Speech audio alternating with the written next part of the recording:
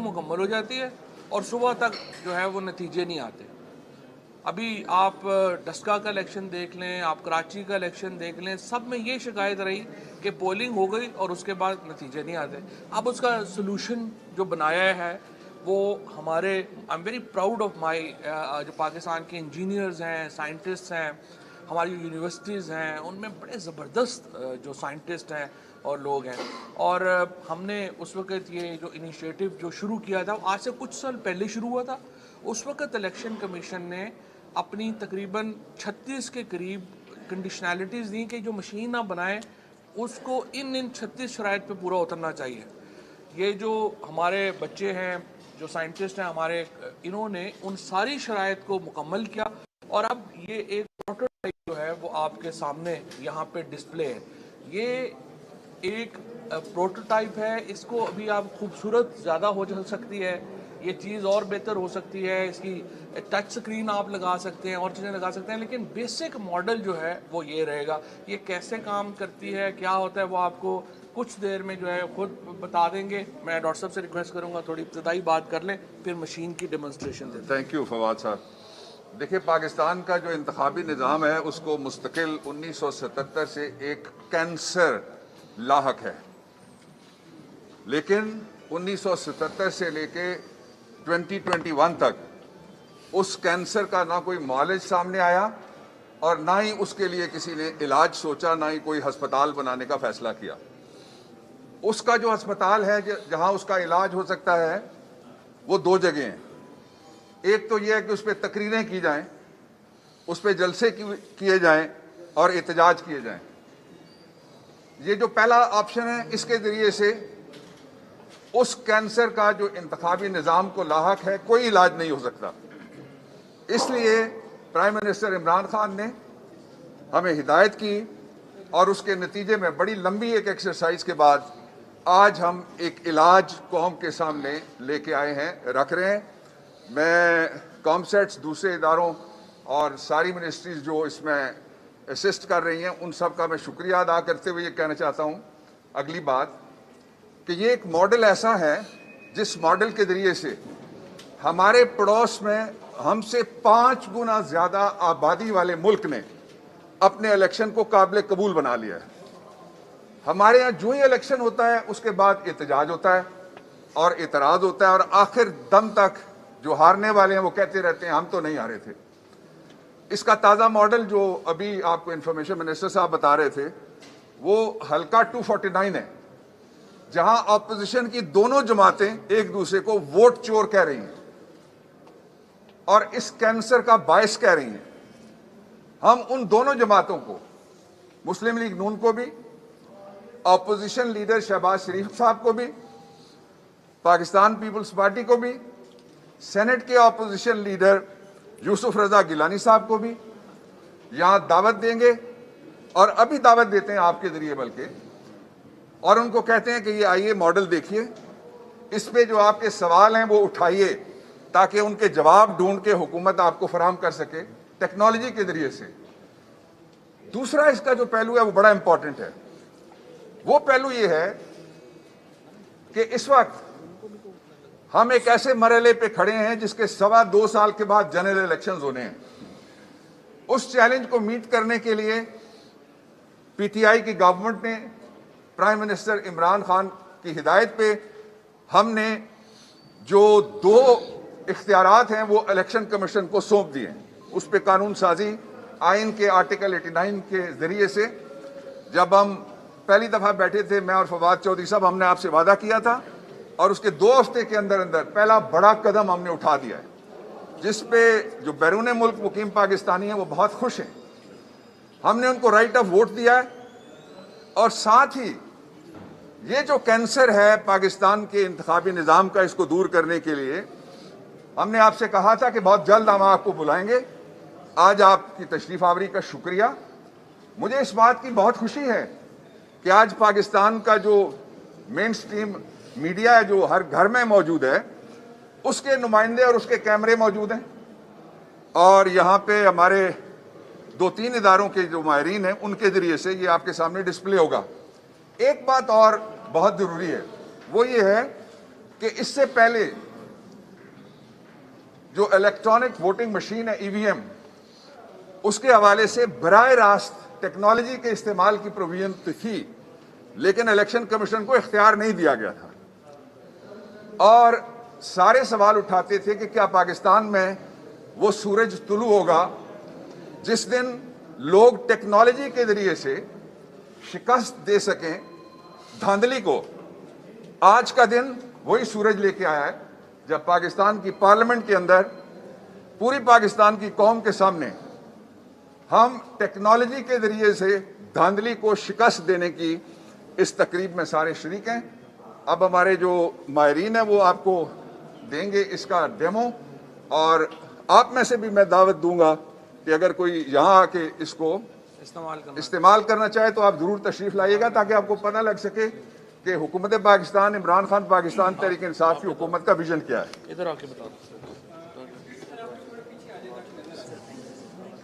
कि काम कैसे करती है, जरा बता देना। अच्छा जी जी। अच्छा, एक डॉक्टर साहब मेरी रिक्वेस्ट ये भी होगी कि जो बाकी कंपनीज हैं उनको भी हम कह दें कि वो डिस्प्ले यहाँ पे लगा दें ताकि 2-3 मॉडल्स आ जाएं ताकि सारे लोग। इससे पहले कि ये आपको डिस्प्ले दें, हमने बेसिकली कोई 5 के करीब मशीनें हैं जिनमें से जो 2 इम्पोर्टेड हैं और 3 पाकिस्तान के अंदर मुख्तलिफ जगह के ऊपर काम हो रहा है। 2 इम्पोर्टेड हैं और 3 पाकिस्तान के अंदर मुख्तलिफ, और ये सारा इलेक्शन कमीशन ऑफ पाकिस्तान वो भी इसको फाइनल करेगा। और हम जो प्रेस क्लब को भी दावत देंगे, हम बार एसोसिएशंस को भी बुला रहे हैं, और हम पाकिस्तान के जो पार्लियामेंट्री रिपोर्टर्स एसोसिएशन है उससे हम आज आगाज कर रहे हैं। यहाँ सारे उसके नुमाइंदगान मौजूद हैं, तो बिस्मिल्लाह। तो बेजाद आप आगे आ जाएं, आप पहले खुद ही देखेंगे प्रेसिडेंट पार्लियामेंट्री, बताएं जरा। फॉर्मर प्रेसिडेंट, क्योंकि अभी हम इलेक्शन प्रोसेस में हम भी जा रहे हैं। चलें ठीक, आप जरा डिस्प्ले ऐसे करें। डन है, हम आपको दे देंगे 100%। तो इधर ही दे देते हैं। ये जो पार्लियामेंट्री रिपोर्टर्स एसोसिएशन का इलेक्शन है, आप ये कह रहे हैं कि उसके लिए आप ये मशीन इस्तेमाल करना चाहते हैं। अभी उस पर वैसे एक्सपीरियंस किया जाए। वेलकम वेलकम जी, बताएं आप। अच्छा जी। वक्त दे दें। अच्छा जी, मेरा नाम एहसन मलिक है और मैं बेसिकली हेड हूँ R&D लैब का, और जहाँ भी ये बेसिकली ये प्रोटोटाइप मॉडल हमने बनाया है। बेसिकली वोटिंग के 2 हिस्से होते हैं आमतौर पे। एक होता है वेरिफिकेशन, कि जो भी वोटर आए उसको सबसे आप पहले वेरीफाई करेंगे जी जो ID कार्ड जो बंदा लेके आ रहा है, क्या उसके थंब के थ्रू या उसकी किसी भी फिंगरप्रिंट के थ्रू हम सबसे पहले उसको वेरीफाई करते हैं कि आया कि ये वैलिड वोटर खुद मौजूद है या नहीं है। तो सबसे पहले उस वोटर की वेरिफिकेशन होती है। फिर उसके बाद जो अगला पार्ट है वो वोटिंग का पार्ट है। उसके बाद वो अपने जो हिडन स्पेस है वहाँ पे जाता है और अपने पसंद के कैंडिडेट को जाके सिर्फ उसने जाने सिर्फ एक बटन दबाना है, एंड दैट्स इट। उसके बाद होगा क्या, जो ही वो बटन दबाएगा तो हर कैंडिडेट के अगेंस्ट पूरे का पूरा बैक एंड में पूरा रिकॉर्ड सेव होगा, और उसके सामने पूरे का पूरा जो बैलेट पेपर है वो प्रिंट होके उसको नजर आएगा कि जिस बंदे को मैंने वोट दिया है वही उसके सामने सिंबल प्रिंट होगा, और प्रिंट होके नीचे बैलेट बॉक्स में गिर जाएगा। तो ये बेसिकली वेरिफिकेशन, और दूसरी तरफ वोटिंग पार्ट। तो इसमें जो वोटर के हाथ में कोई पेपर नहीं जा रहा, सिर्फ उसने एक बटन दबाना है अपने पसंद के कैंडिडेट का, और ये जो पूरे का पूरा प्रोसेस है ये मैक्सिमम 30 सेकंड्स लेता है। तो ये एक टाइम की एफिशिएंसी भी है कि तो इसका अब इसका थोड़ा मैं आपको डेमो दे के बताता हूँ। फर्स्ट करें मैं अच्छा, थोड़ी सी वजाहत। पहला ये है कि जो वोटर की आइडेंटिफिकेशन है वो कौमी शनाख्ती कार्ड के जरिए से होगी, यही कह रहे हैं जी आप? जी जी जी। पहला ये कौमी शनाख्ती कार्ड के जरिए से आइडेंटिफिकेशन होगी, और जो आइडेंटिफिकेशन है वो नादरा के जो दिए हुए डेटा है वो इस मशीन के एक हिस्से में होगा, एग्जैक्टली, और वो वेरीफाई करेगा। This is step 1। एग्जैक्टली। उसके बाद जब ये वेरीफाई हो जाएगा कि कोई इम्पोस्टर नहीं है, कोई जालसाजी नहीं कर रहा और फर्जकारी नहीं कर रहा, धांधली करने वाला दूसरी जगह वोट नहीं डालने आया, इसलिए कि वोट पूरे पाकिस्तान में अब एक जगह रजिस्टर हो सकता है, जहां आपकी पक्की रिहाइश है या जहां आप किराए पे आर्जी कोई रहता है या किसी शहर में नौकरी की वजह से वहां वोट देना चाहता है। This is 1। जब ये वेरिफिकेशन हो जाएगी तो सामने ये वेरिफिकेशन करने के बाद ये मशीन उस मशीन को जो अगली है, आप टैबलेट कह रहे हैं 2 को आसानी के लिए, जैसे आप मोबाइल की स्क्रीनें कह लें आप, ये उसको आगे भेज देगी कि ये वोटर आया है। वहां उसको 2 चीजें मिलेंगी, एक उसके उम्मीदवार का निशान और दूसरा उसको पार्टी का जो सिंबल है कि किसी ने किस निशान पे वोट डालना है, वो दोनों चीजें वो क्लिक करेगा। और वो जब वो क्लिक करेगा तो उसमें एक आप ध्यान में रखें कि कुछ उम्मीदवार आज़ाद भी हो सकते हैं, इसलिए जो पार्टियां लेंगी इंतखाबी निशान इलेक्शन लड़ने के लिए, उनके अलावा आज़ाद उम्मीदवारों के निशान भी हल्का वाइज इसके अंदर होंगे। फिर क्या प्रोसेस होगा? फिर उसके बाद जब जो ही वोटर वोट दे देगा, फर्ज करें सुबह 9 बजे वोटिंग शुरू हो रही है और शाम, ये पहला ऐसा करके सबसे पहले मैं आपको डेमो एक दे देता हूँ कि फर्ज करें मैं एक वोटर हूँ सर, मुझे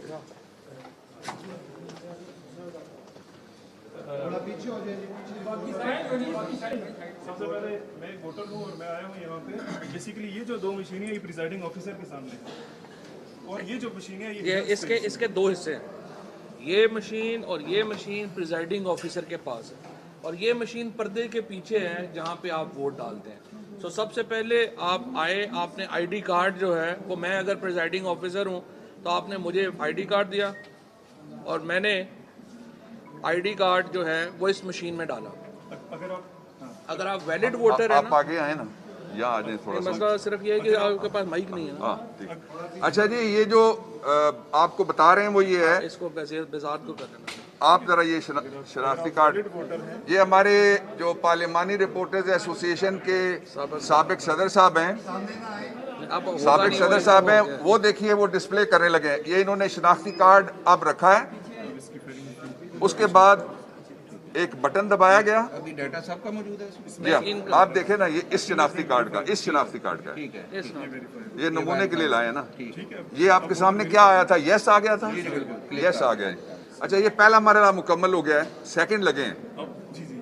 उसके बाद जो दूसरा मरहला है, ये प्रिजाइडिंग ऑफिसर के सामने है। इसने बेसिकली उस वोटर को राइट देना है कि वो जाके वोट दे दे, ठीक है। तो उसने मशीन से सेलेक्ट किया, यहाँ से ग्रीन लाइट ऑन हो गई, क्योंकि इसकी मशीन की पिछली साइड पर सारे पोलिंग एजेंट्स बैठे हुए हैं कि जी अब जो बंदा आया है उसको वोट का राइट मिल गया है, अब आप अपने पसंद के कैंडिडेट को यहाँ से वोट दे सकते हैं। अच्छा एक सेकंड, ये जो मशीन है इसका रुख जो है वो प्रिजाइडिंग ऑफिसर की तरफ है, और आपने ये जो दूसरी है इस वक्त दिखा रहे हैं, और ये इस साइड के ऊपर पोलिंग एजेंट्स बैठे हुए हैं पोलिंग स्टेशन के अंदर, सियासी जमातों के या आज़ाद उम्मीदवारों के, और उनको वो उनको कर रही है, डिस्प्ले कर रही है उनको, और उनको बता रही है कि अब ये वैलिड वोटर है और ये वोट डालेगा। कैसे डालेगा जी आप करें? नहीं है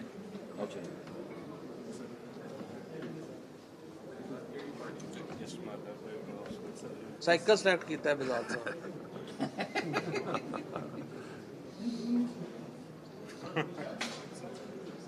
ये जरा अभी दोबारा नहीं, उन्होंने कहा जी आप नहीं, मैंने किताब को वोट दे दिया। नहीं वो उसकी वो बटन ऑन किया, अब वोट कर रहे हैं। उन्होंने वहाँ पे एलईडी भी डिस्प्ले हो गई, आपने जिसको वोट दिया अब ये बैलेट पे और बैलेट पेपर पे जिस सेलर को आपने वोट दिया, जरा बैलेट पेपर देखने दीजिए इनको। अब हुआ ये है कि इस मशीन में जब वेरीफाई हो गया और सब ने कहा जी ठीक है वैलिड वोटर है, उसके बाद वो इंतखाबी निशानात लगे हुए हैं, इंतखाबी निशान, और उनके बाद दरमियान वाली मशीन निचली, उसके बाद जिसको इंतखाबी निशान पे जिस वोटर ने दिया है, जिस उम्मीदवार को, वो आ गया अब बैलेट पेपर। वो बताइए जी क्या नजर आ रहा है? प्रिंट हो गया, प्रिंट हो के नीचे बैलेट बॉक्स में गिर गया, ठीक है। अब फर्ज करें पूरा दिन, ये सारा दिन ये प्रोसेस चलता रहेगा। एक वोटर आया, वेरीफाई हुआ, फिर उसके बाद उसने वोट दिया, फिर उसको पता लग गया कि जी ये, अब आप ये चाहते हैं कि अब शाम के 5 बज चुके हैं, अब आपको रिजल्ट चाहिए, तो इसी मशीन से ये जो कि प्रिजाइडिंग ऑफिसर के सामने मौजूद है, अब यहाँ पे एक बटन प्रेस किया तो ये सारे का सारा रिजल्ट प्रिंट होके आपके हाथ में आ गया।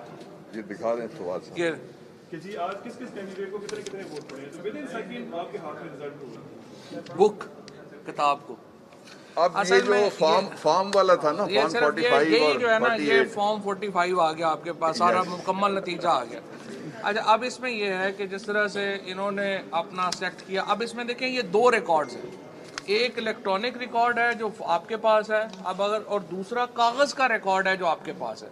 जो वोटर डाल रहा है उसके सामने बैलेट प्रिंट हो रहा है, प्रिंट होके उसमें जो है वो जा रहा है। इसका फ़ायदा ये होगा कि ये जो रिकॉर्ड है ये मैनिपुलेट नहीं हो सकता। आपके पास पहले एक रिकॉर्ड होता था, अब 2 रिकॉर्ड होंगे, इलेक्ट्रॉनिक रिकॉर्ड भी होगा और पेपर रिकॉर्ड भी होगा। इसलिए इसके अंदर जो गुंजाइश है मैनिपुलेशन की वो बहुत कम है और इसलिए हम इसको चाहते हैं कि लगाएं। जी नहीं, इंटरनेट नहीं है, ये इंटरनेट बेस्ड नहीं है।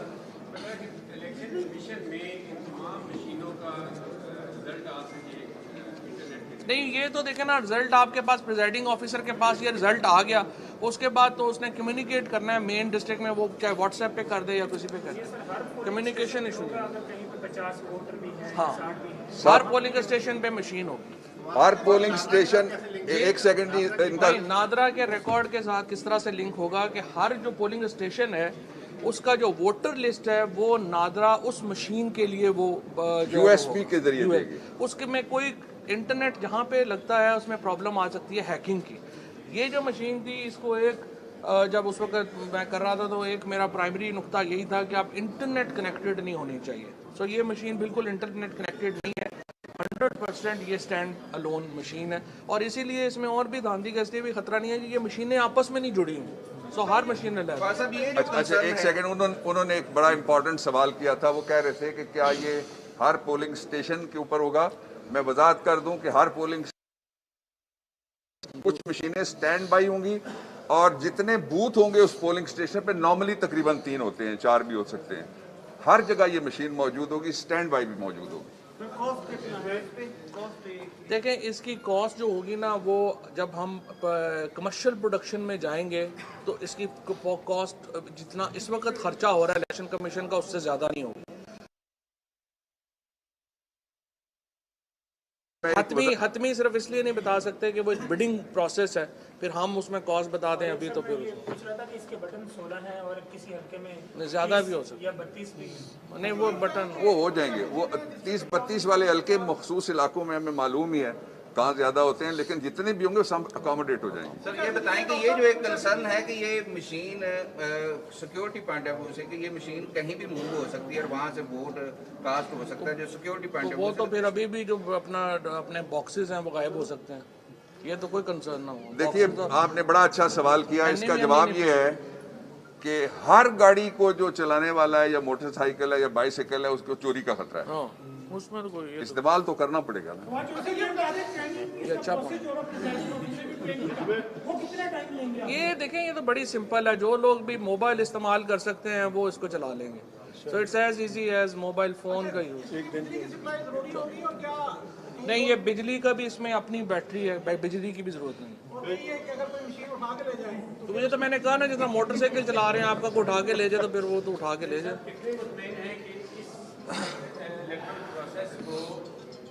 इलेक्ट्रॉनिक धांधली का नाम नहीं दिया जाएगा। ये देखिए, ये तो आप लोगों ने यहाँ पे इस्तेमाल करनी है। जिस तरह अभी डॉक्टर साहब ने आपको ऑफर की है, पार्लियामेंट्री रिपोर्टर्स एसोसिएशन को आप इस्तेमाल करें, प्रेस क्लब्स को हम देते हैं, प्रेस क्लब्स इसको अपना यूज़ करें और बार एसोसिएशंस को देते हैं वो यूज़ करें। आप सब लोग अपना कंसेंसस क्रिएट कर लें और देखें, अगर आप लोग मुतमईन हैं तो उसको चलाएंगे, अगर मुतमईन नहीं है तो नहीं चलाएंगे।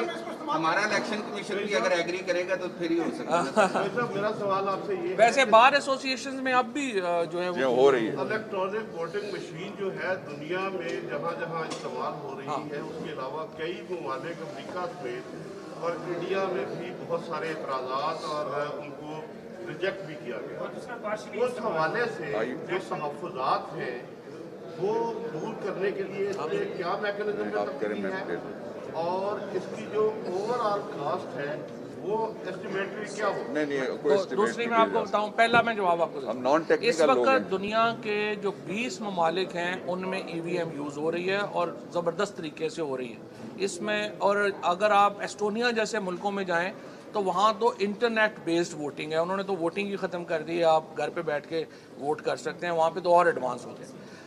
दूसरी बात ये कि जो आप कह रहे हैं कि इसकी कॉस्ट का मैंने आपको बताया कि जितनी इलेक्शन कमीशन की इस वक्त है उसके लगभग ही है, उससे ज़्यादा नहीं है। मैं कॉस्ट इसलिए नहीं कह सकता कि कल बिडिंग प्रोसेस होना है वो प्रेजुडिस हो जाएगा अगर हम उसकी कॉस्ट के ऊपर बात करें।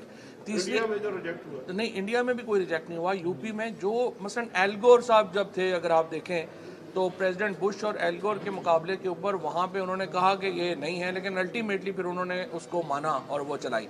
टेक्नोलॉजी में रोज़ाना एडवांसमेंट्स आती हैं, ये 2023 के लिए है, 2027 के लिए इससे एडवांस टेक्नोलॉजीज आएंगी। सो लेट्स नॉट फॉरगेट कि अल्टीमेटली वो तो जब भी कोई नई चीज़ आती है, नया अपनी गाड़ी भी आती है, तो हम कहते हैं नहीं ये फलानी वाली गाड़ी अच्छी थी। वो तो एक ऐसी सर ये बता दें कि ओवरऑल इसका कोई डेटा इधर- कैसे इधर स्टोर ये- होगा, जितना भी पाकिस्तान लेडी से भर का सवाल डेटा है। होगा वो ये तो already voting store है। मशीनों का, नादरा। नहीं, बात कोई इधर से। एक सिस्टम तो होगा ना जिसमें ये बता सकें अगर जमातों ने इसको एक्सेप्ट ना किया, इसके ऊपर कोई एतराज किया तो फिर देखिए, मैं अपोजिशन जमातों से कहता हूँ, जिस तरह डॉक्टर बाबर अवान साहब ने जो पिछली प्रेस कॉन्फ्रेंस की थी, हमने 49 जो अमेंडमेंट्स हैं वो सजेस्ट की। उन 49 जो तरामीम जो हमने सजेस्ट की हैं, हम इंतज़ार कर रहे हैं कि वो अपनी इस्लाहात दें। वो हमारी ना माने, वो आए कि जी हम नहीं इसको मानते, हम अपनी देते हैं। लेकिन ये तो कोई बात ना हुई कि हर इलेक्शन के बाद हम सर पकड़ के बैठ जाएं कि धांधली हुई और उसके बाद हम आगे भी ना चलें। अगर नून लीग और पीपल्स पार्टी थोड़ी सी भी संजीदा जमातें हैं, जिसके ऊपर बड़ा बड़ा सवालिया निशान है, उनको इस डिबेट में आना चाहिए और सिर्फ ये हर वक्त रोना पिटना, लुट गए मर गए बर्बाद हो गए से बाहर निकलें। और उनको ये समझ नहीं आ रही है कि वो लोमड़ी डूब रही थी तो उसको लगा क़यामत आ गई है। ये सिर्फ उनके ऊपर क़यामत आई हुई है, बाकी मुल्क बड़े आराम से चल रहा है। वो इससे सिंड्रोम से बाहर निकलें, फोबिया से बाहर निकलें। हम उनको शामिल करना चाहते हैं प्रोसेस में। कोई हुकूमत इतनी जेनरसली ऑफ़र नहीं करती जितनी हम ऑफ़र कर रहे हैं। हमने स्पीकर प्राइम मिनिस्टर पहले सबसे पहले प्राइम मिनिस्टर साहब ने लेटर लिखा स्पीकर साहब को कि पार्लियामानी रहनुमाओं को बुलाएं। पहले दिन वज़ीर आज़म ने यहाँ पे कमेटी बना दी रिगिंग की। 4 साल लगे थे पीटीआई को ये कमेटी बनवाते हुए। पहले दिन प्राइम मिनिस्टर ने कमेटी बना दी, सारी पार्टीज़ को कहा आए हमारे साथ बैठें और इस पे बात करें। उसके बाद डॉक्टर बाबर अवान साहब ने, मिनिस्ट्री ऑफ पार्लियामेंट्री अफेयर्स ने बिल पेश कर दिया। 49 अमेंडमेंट्स जो हैं वो हमने दे दी। अब इसके बाद देखिए, हम तो सीरियस डिबेट की तरफ उनको बुला रहे हैं। अगर वो नहीं आते तो अवाम फैसला करे। अच्छा जी, एक सेकंड आपका सवाल लेते हैं जी, 1 मिनट वो है। आईडी कार्ड से हो जाए। थोड़ा सा इबाम में कोई चीज़ नहीं रहनी चाहिए। नंबर 1, जो प्राइस वगैरह या कॉस्ट का प्रोसेस है, उसके लिए इस पे कितने पैसे लगेंगे, मेरी मिनिस्ट्री ने ख़त लिखा है इलेक्शन कमीशन ऑफ पाकिस्तान को। वो ज़ाहिर है वो जो कितना एस्टिमेट किया होगा, मिसाल के तौर पे कितने पोलिंग स्टेशन होंगे वोटर्स में, आज से लेके 2023 में जब इलेक्शन होगा, 2023 के एंड पे जब हुकूमत 5 साल इंशाल्लाह पूरी कर चुकी होगी, उस वक्त कितने और वोटर्स बढ़ जाएंगे, ये बड़ी डिटेल्स हैं। इसलिए उसके ऊपर बिल्कुल दुरुस्त कहा इंफॉर्मेशन मिनिस्टर साहब चौधरी फवाद साहब ने कि हम कोई यहाँ उस पर कॉमेंट नहीं कर सकते। वैसे भी उस हवाले से we are not technical people, वो मुतलका लोग करेंगे। एक दूसरा ये है कि जी देखिए, जितने भी खदशात हैं ना, ये सारी इनको कहते हैं स्पेकुलेशंस। जितने भी, अगर ये हुआ, उसका एक जवाब मंतक और क्याफे की ज़ुबान में ये है कि अगर ना हुआ। एक दूसरा ये है कि कोई टेक्नोलॉजी पिछली सदी में ऐसी नहीं आई जिसके आने पे एतराज़, मिसाल के तौर पर लाउड स्पीकर की आवाज़ पे एतराज़ हो गया जी, बहुत दूर तक पहुंच जाती है ट्रेन पे। अच्छा, फिर ये जो फवाद साहब ने कहा इस पे, फिर फोटोग्राफ पे एतराज़ हो गया जी। ये जो एतराज़ात हैं वक्त के साथ, आज बड़े मुकद्दस ज़ियारात, आज हज उम्रा, आज सारी दुनिया में नौकरियां, आज पाकिस्तान के अंदर ज़र मुबादला, उसके लिए सारी जगह टेक्नोलॉजी इस्तेमाल हो रही है। हम एक तरफ तो हमारा ये दावा है और दुरुस्त है कि पार्लियामेंट बालादस्त है। बालादस्त का मतलब ये नहीं कि सबसे जाबिर है, इसका मतलब यह है कि हर मसले का हल पार्लियामेंट देगी पहले।